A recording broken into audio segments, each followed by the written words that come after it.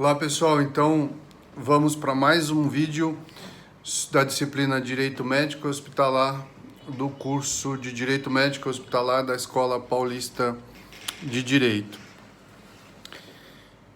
Sobre direito hospitalar agora, eu vou falar com vocês sobre algumas resoluções. Não vou ficar lendo resoluções com vocês, não é essa a ideia. É indicar em cada uma delas algumas questões de interesse, ok? Só que para isso eu vou precisar de uma colinha que está aqui do lado, que é o número de cada resolução, tá certo? A primeira que a gente vai tratar é a resolução 2056, de 12 de novembro de 2013. Então, resolução 2056 de 2013. Ela vai falar dos requisitos mínimos dentre outros aspectos, como nós já falamos em consideração anterior em um dos vídeos. Ela vai falar dos requisitos mínimos de funcionamento, tá, dos hospitais e da necessidade de registro dos serviços médicos no Conselho Regional de Medicina, ok? Então, basicamente essa resolução traz para a gente de importante a necessidade de registro no Conselho Regional de Medicina, a necessidade de pessoal qualificado. Aí a questão de pessoal qualificado, nós estamos falando de médico e dos prestadores de serviços em saúde em geral. E o que significa pessoal qualificado? Pessoal treinado, que observa o dever de conhecimento, de manter-se atualizado.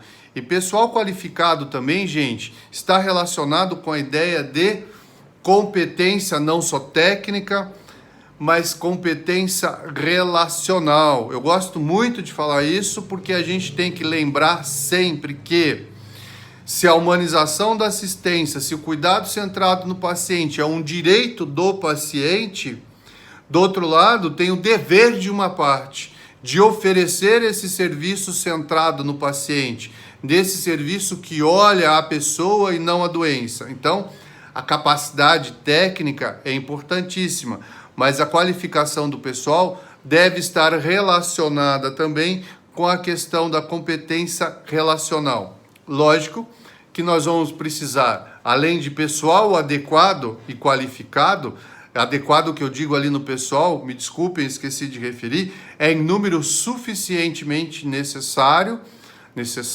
para que a prestação não sofra solução de continuidade, ok? Muito bem. O equipamento também tem que ser adequado, ok? Os equipamentos têm que ser adequados ao uso, tem que ter manutenção certa, higienização, esterilização, descontaminação, observando regras nesse sentido, para evitar contaminação, para evitar uma intercorrência durante um atendimento, durante um procedimento cirúrgico, tá bom? Pessoal qualificado, essa qualificação, lembrem, não é só mérito técnico, não é só técnica, ela é relacional também, ok? Essa resolução dita pra gente que os plantões têm que ser passados médico a médico. Plantão passado médico a médico. Não pode sofrer solução de continuidade à assistência do paciente. Ok? A assistência ao paciente não pode sofrer solução de continuidade. A assistência médica tem que ser contínua. Em função disso, o processo, a assistência tem que ser passada, o plantão tem que ser passado médico a médico e deve-se agir para que não haja descontinuidade na assistência pela falta de médico. Ok? Muito bem. Uma outra questão que trata essa resolução é que todo hospital, todo estabelecimento de saúde, todo local de prestação de serviço de assistência médica tem que ter um local de repouso para o médico. Local de repouso para o médico.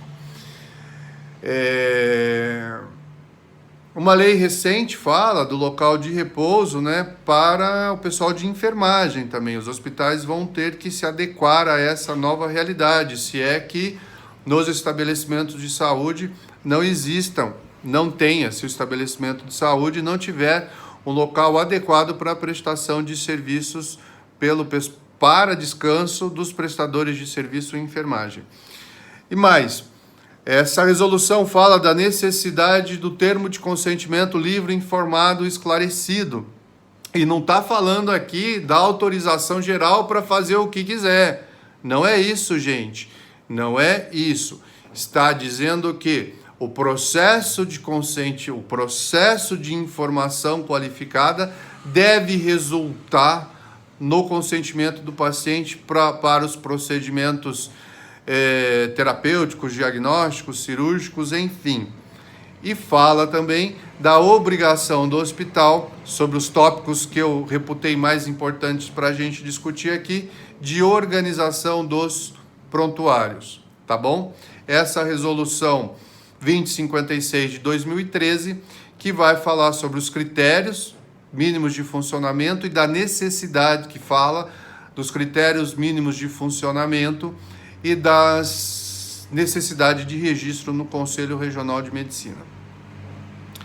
A outra resolução que nós vamos falar é a resolução 1451, de 17 de março de 95, também fez aniversário há poucos dias.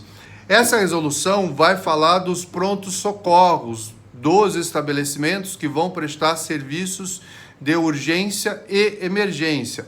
Ela define para a gente como urgência, o que é urgência, e ela define para a gente o que é emergência. São dois conceitos distintos. Vou fazer a leitura de como está no texto normatizado pelo Conselho Federal de Medicina, com a licença de vocês. Urgência, ocorrência imprevista de agravo à saúde com ou sem potencial risco de vida. Precisa de assistência médica imediata. Emergência, condição médica que atesta agravo à saúde, que implica em risco iminente de morte. Precisa de tratamento médico imediato. Precisa de intervenção imediata. Aí, o que a gente tem, gente? Aí a gente tem o seguinte, que a equipe do pronto-socorro, que deve ser mínima, anestesiologia, clínica médica, pediatria, cirurgia geral e ortopedia, deve estar em regime de plantão no local. Regime de plantão no local, o que vem a ser exatamente? Que o plantão tem que ser presencial. Diferentemente daquilo que se discute, daquilo que se tem, quando se fala de regime de disponibilidade médica ou regime de sobreaviso. Olha aqui o que o parecer número 6 de 2009 do Conselho Regional de Medicina da Bahia diz sobre a resolução CFM 1451. Proíbe a ausência de médico em unidade de emergência. A equipe médica a equipe mínima lá, que é anestesiologia, pediatria, clínica médica, enfim, a equipe médica dos estabelecimentos de pronto-socorros públicos e privados deve estar em regime de plantão no local, plantão presencial, ok? Essa é uma questão importantíssima, tá certo? Que a gente deve observar com relação a essa resolução, ok? Essa resolução, ela está intimamente relacionada com a resolução número 1834, de 14 de março de 2008. Aqui vocês podem ver o tanto de norma que a gente tem em março, porque março efetivamente é um mês importante pra caramba no contexto mundial. Muito bem, essa resolução 1834, de 14 de março de 2008, ela fala sobre a disponibilidade médica em plantão de sobreaviso. E ela traz algumas diretrizes, que é a boa prática médica, o direito do corpo clínico escolher ou não fazer parte da disponibilidade de sobreaviso, trata da remuneração e fixa que o diretor técnico e o diretor clínico eles vão decidir quais as especialidades vão ficar em sobreaviso. Aí ela traz alguns tópicos importantes que eu vou relacionar para vocês aqui. Trata-se de plantão, então, não presencial, que é aquele que não fica no local. O atendimento presencial vai ser feito sempre que necessário. E o médico tem que disponibilizar para o hospital, para a unidade de saúde, o meio de comunicação rápido, ágil, em que ele possa atender e se deslocar ao local com brevidade. Uma questão importante que a gente tem que pensar para não ter confusão é a seguinte, olha só. O hospital, lembrem-se disso, que nós já falamos sobre esse assunto, presta serviços de natureza contínua e ininterrupta. Fechamos nisso? Sim, fechamos. O que a gente tem, então? É possível prestar serviços médicos e hospitalares? Porque lembra lá que o hospital oferece serviços de diagnóstico, oferece serviços terapêuticos, enfim, oferece serviços médicos. Pensando que o hospital oferece serviços médicos, é possível imaginar que o hospital funcione sem o profissional da medicina? Não. Então, o regime de disponibilidade, esse que a gente está tratando aqui, ele não exclui a necessidade do plantão presencial, da presença do plantão ou da presença física do médico durante todo o período de funcionamento da unidade hospitalar. Tá bom? Então não quer dizer que eu vou falar o seguinte, no meu hospital só tem médico plantonista à distância. Não pode, tá bom? Não pode.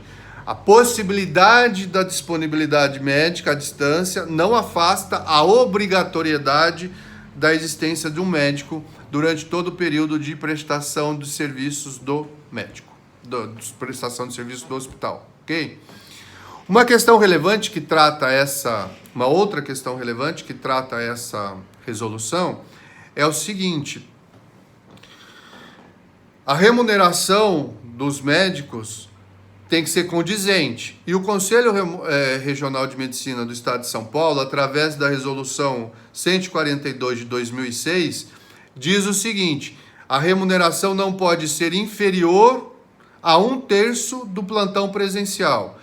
Então, o médico que está de disponibilidade médica não pode receber, aqui em São Paulo, por exemplo, 1/3 a menos do que recebe o profissional que está de plantão presencial, ok? Então, a remuneração do plantonista em sobreaviso deve corresponder, ao menos aqui no estado de São Paulo, e deve ser digna em todos os estados da federação, não deve ser inferior a 1/3 do que se paga para o plantão presencial. Ótimo, ótimo. O que o plantonista deve fazer? Aquele que está de plantão presencial e precisa do médico especialista. Ele vai anotar a data e a hora do chamado. É importante isso para a continuidade da assistência. E isso, gente, é importantíssimo para nós advogados, porque vão falar, houve demora no atendimento. Nós vamos olhar lá no prontuário e vamos ver exatamente a hora que foi chamado, a situação clínica do paciente na hora e depois quando o profissional da medicina que estava em sobreaviso chegou. Tranquilo? Tranquilinho. A escala de plantão tem que ser elaborada, de plantão de especialidades em sobreaviso tem que ser elaborada com antecedência e divulgada. Nós já vimos, ou se vocês não viram comigo, vamos falar a primeira vez, ou vamos reiterar que esse plantão tem que estar disponível internamente. Em algumas normatizações estaduais ou municipais se diz que a população tem o direito de saber da relação dos médicos em plantão de sobreaviso e em plantão presencial, tá bom? Outra questão importante dessa resolução: o médico que está lá, que está na assistência, deve aguardar a chegada do plantonista. Isso porque a gente sabe que não pode haver solução de continuidade na assistência, beleza? Vamos fazer um recorte na resolução que trata do plantão presencial no pronto-socorro e do plantão à distância de disponibilidade médica, beleza? E vamos pensar numa situação em que o profissional da medicina ele está prestando plantão presencial no lugar e está de sobreaviso em outra... Deixa eu arrumar aqui. Está de sobreaviso em outro hospital. está sobre aviso de especialidade em outro hospital. Então vamos recomeçar. Médico está plantão presencial no hospital A e de sobreaviso no hospital B. É possível? Não é possível, gente. Ele está recebendo 2 vezes e não vai poder cumprir uma ou outra atividade. Se ele está em plantão presencial, ele não pode sair. Se ele está em plantão de sobreaviso, ele não vai poder atender. Vocês viram que questão importante é essa? É muito importante. E vamos pensar em hospitais de cidade pequena, hospitais de cidade grande, mas os dois custeados, os plantões do pronto-socorro e os plantões de disponibilidade médica, por verbas públicas. O médico, nesse caso, estaria recebendo de 2 fontes públicas ao mesmo tempo, o que pode gerar aí, em tese, uma ação de improbidade para fins de devolver o dinheiro público que ele recebeu. Porque ele não poderia atender a chamada em disponibilidade se ele tivesse de plantão e sobreaviso, tá bom? O que eu ponho nos meus contratos, eu insisto para que os gestores dos hospitais que eu trabalho façam. Coloco no contrato que é vedado, simplificando a redação, é vedado ao médico estar de plantão presencial e à distância no mesmo período. Estar de plantão em mais de uma especialidade. Porque se eu tenho o mesmo médico de plantão em pediatria e em cardiologia, por exemplo, chamou na pediatria, eu fico sem plantonista em cardiologia. Enfim, eu vou fazendo essa linha de corte para mostrar depois, se eu for acionado, que eu me preocupei com isso. Só que eu não tenho como, eu tenho como fazer a fiscalização do médico se ele está de plantão presencial e sobreaviso no meu hospital. Eu tenho como fazer o controle se o médico está em sobreaviso em 2 especialidades no meu hospital. Mas eu não consigo fazer esse controle de terceiros. Vamos chamar aqui desse controle de duplo vínculo simultâneo, em que ele está de sobreaviso num lugar e presencial em outro. Eu não tenho como fazer isso, infelizmente. E isso pode caracterizar aí uma conduta caracterizável como improba por parte do médico, se ele receber aí verbas públicas do mesmo período simultaneamente, né? Por essa prestação simultânea de serviço, tá bom? Essa é uma questão bastante importante. A outra resolução que a gente vai tratar também está relacionada com os serviços de hospitalares de urgência e emergência. E a resolução número 2077, de 16 de setembro de 14. Resolução 277 de 2014. Essa resolução, ela dispõe sobre a normatização de funcionamento de serviços de urgência e emergência, tá bom? A quem ela se aplica? Serviços de urgência e emergência, público ou privado, civis ou militares. É essa a redação dela, beleza? O que essa resolução traz para a gente? Eu vou falar para vocês os tópicos mais importantes dessa resolução. Acolhimento e classificação de risco imediato, ou seja, de risco obrigatório. Eu chego lá, eu tenho que ser acolhido e tenho que passar pela classificação de risco, ok? Classificação de risco é aquele que vai dizer para mim se eu preciso de atendimento imediato ou não, enfim.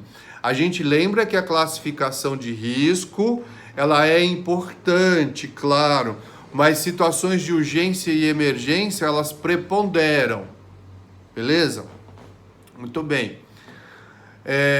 O acesso a essa classificação de risco tem que ser imediato. Assim que eu chego, eu vou ser atendido. Lógico, não é mesmo segundo, chegou lá, já vou ser atendido. É questão de bom senso, ela só não pode ser demorada, tá bom? Todo paciente deve ser atendido para um médico, inclusive para fins de encaminhamento ou dispensa do atendimento. Então, o enfermeiro ou o profissional que está lá fazendo o acolhimento ou está fazendo a classificação de risco, ele não pode dispensar paciente. A dispensa do paciente só pode ser feito por médico. Todo médico que ingressou no serviço de urgência e emergência, ele tem que ser atendido por um médico. Nem que seja para falar se não tem nada. Tá bom? Essa é uma questão importante. Deve ser implantado sistema de fluxos de recebimento, encaminhamento, todos os serviços de urgência e emergência têm que receber, inclusive para transferência de paciente e tal. O médico tem que ter um médico de coordenação de fluxo para mais de 5 mil atendimentos, 550 mil atendimentos ano, perdão. Todo serviço de urgência e emergência que tenha mais de 50 mil atendimentos ano deve ter controle de fluxo. O que a gente tem esse controle de fluxo? É acolhimento, transferência, recepção de paciente, encaminhamento. Esse é o fluxo tratado na resolução que a gente está enfocando a 2077 de 14, tá? Ela fala de novo da qualificação profissional, competências técnicas e relacionais. Não esqueçam nunca disso, tá bom, gente? Ela fala que o plantão deve ser passado médico a médico, em função da continuidade da assistência. Ela fala da continuidade da anotação e da qualidade da anotação do prontuário. Deve ser tudo anotado no prontuário. O médico que está de plantão, ele precisa conversar para passar a situação clínica do paciente com o médico regulador ou com o médico plantonista. O médico regulador é aquele que vai ajustar transferências. Eu não tenho condições de recepcionar esse paciente, eu não tenho condições de manter esse paciente para poder fazer o encaminhamento de acordo com as necessidades de cada um. Uma questão importante aqui é que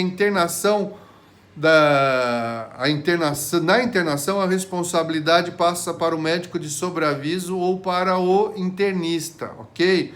O médico de sobreaviso que interna para o médico internista, o médico que recepciona, o médico internista, passa a ser responsável pela assistência, ok? Outra questão importante, sim, fiz uns apontamentos aqui para eu não esquecer, que são os apontamentos que eu fiz para vocês, exclusivamente para vocês.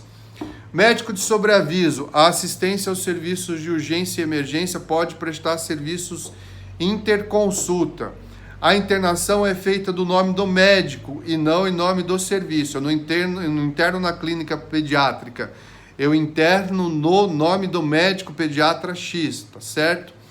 Permanência no pronto-socorro, se não for questão de alta, porque não pode passar no pronto-socorro mais de 24 horas. Então, a permanência máxima no pronto-socorro é de 24 horas. A partir disso, eu interno alta, tá bom? Leitos hospitalares têm que ser calculados de acordo com a demanda, ressalvadas situações de urgência e emergência e extraordinárias, tipo caiu um avião, teve acidente na rodovia. Isso pode alterar aí o cálculo da nossa demanda. Tem que ter leitos de retaguarda. O que significa leitos de retaguarda? São aqueles para pacientes agudos ou agudizados, né, que são recepcionados pelos serviços de urgência e emergência. Então, eu tenho que ter lá leitos de internação para pacientes que estão em processo agudo e estão lá nos serviços de urgência e emergência. Sistema vaga zero. Qual que é a ideia do sistema vaga zero? Garantia de atendimento e urgências quando não existir leitos vagos no meu hospital. Então, regime vaga zero vem a ser o quê? A garantia de assistência pro usuário, pro paciente, quando o meu estabelecimento não suportar. Eu vou falar para vocês aqui algumas resoluções do estado de São Paulo, tá? Principal delas aqui, em São Paulo, vocês devem estar me ouvindo. Aliás, eu espero que vocês estejam me ouvindo e acredito que estejam ouvindo dos mais variados estados aí da federação. Aqui em São Paulo, o sistema vaga zero é regulamentado pelo decreto paulista 56061, 5661, de 2 de agosto de 2010, que cria a Central de Regulação e Oferta de Serviços em Saúde, o CROSS, tá bom? Então, agora a gente viu, espero que vocês tenham aproveitado essas informações sobre as questões do requisitos de funcionamento de uma unidade hospitalar, requisitos de funcionamento de um pronto-socorro, os requisitos de funcionamento dos serviços de urgência e emergência e que isso possa contribuir aí no desenvolvimento da atividade de vocês, tá bom? Muito obrigado mais uma vez pela atenção e daqui a pouco a gente retoma. Até já!